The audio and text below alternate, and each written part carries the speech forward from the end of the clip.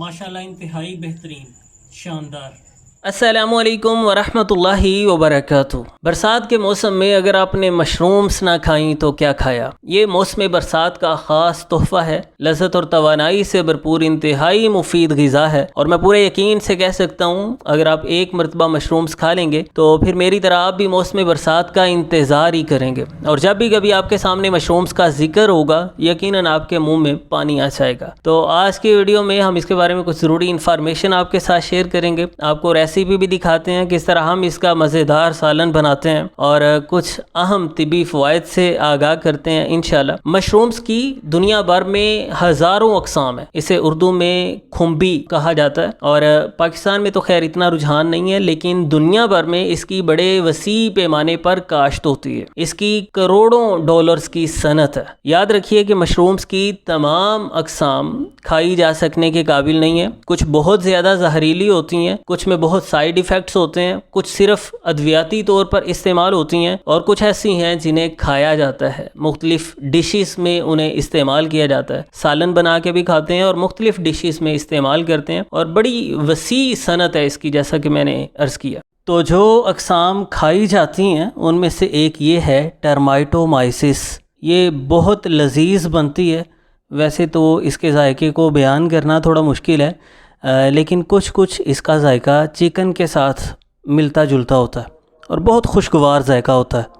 ये स्योंक वाली जगह पर, दीमक वाली जगह पर पैदा होती है। दीमक के कीड़े को टर्माइट कहते हैं, तो उसी की मुनासबत से इसका नाम है। तो पुराने दरख्त जो हैं काफ़ी पुराने, उनके नीचे ये आपको बरसात के मौसम में बारिशों के बाद मिल सकती है। काफ़ी मेहनत करनी पड़ती है, काफ़ी तलाश करना पड़ता है। तो हम काफ़ी देर से तलाश कर रहे हैं। माशाल्लाह अल्लाह ताला ने बेहतरीन ठिकाने की तरफ हमारी रहनुमाई कर दी। तो ये बहुत अच्छी जगह हमें मिली जहाँ पे एक ही जगह पे काफ़ी सारी मिली। बाज़ों का तो एक दो मुख्तलिफ पॉइंट से मिलती हैं, तो ये माशाल्लाह काफ़ी सारी यहाँ से मिल गई हैं। तो इन्हें हम कलेक्ट कर रहे हैं। इनकी जड़ काफ़ी नीचे तक ज़मीन में चली जाती है। ये जो नीचे वाली ज़मीन है ये भी स्योंक वाली है, दीमक वाली है। तो ये नरम ज़मीन है। जब हम इसे उखाड़ते हैं तो इसकी काफ़ी लंबी जड़ भी साथ निकल आती है। तो सबसे पहले हम इसे कलेक्ट करते हैं, उसके बाद इसका वो सालन बनाने की सारी रेसिपी भी आप देखेंगे। साथ ही साथ मैं कुछ अहम चीज़ों से आपको आगाह करता चला जाऊँ। सबसे पहली बात तो ये है कि इसे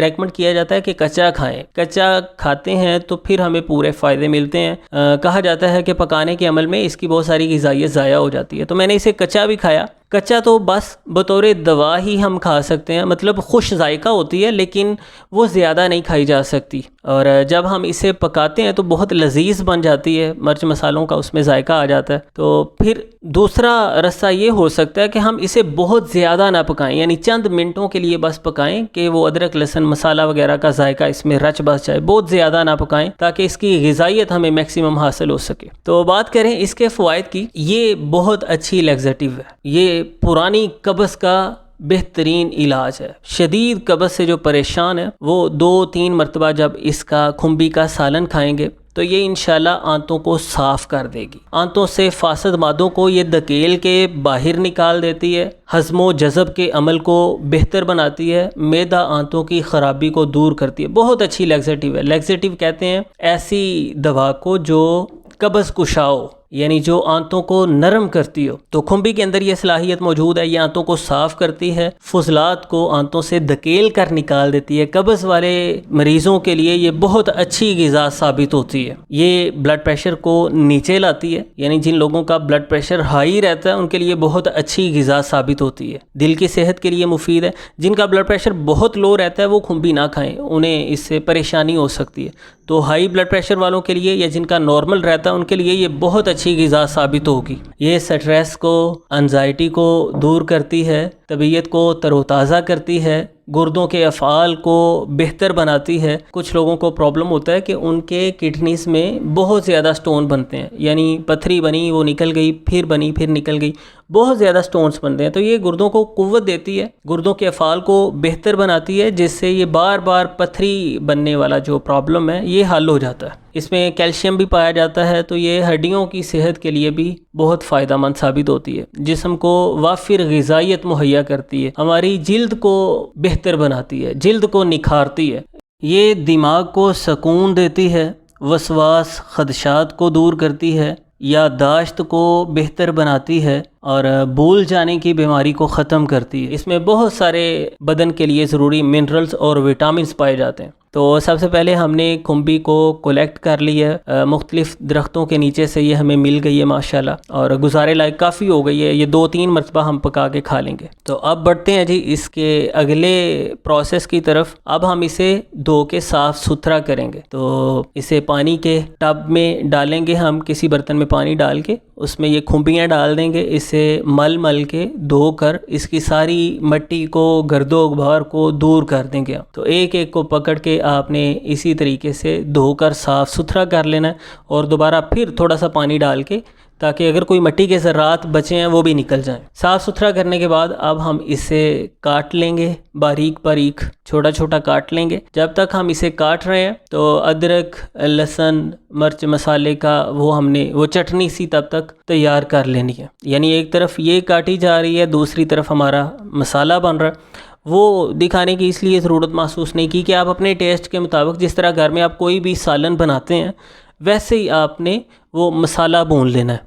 अपने टेस्ट, अपने मिजाज के मुताबिक, अपनी आदत के मुताबिक मसाला भून लेना है। तो ये हमने मशरूम्स काट ली हैं और दूसरी तरफ हमारा जो मसाला है वो भी तैयार हो चुका है। ये मशरूम्स हम उसमें अब डाल देंगे, इसे अच्छे से हिलाएंगे और ढक्कन बंद करके इसे थोड़ी देर के लिए पकने देंगे।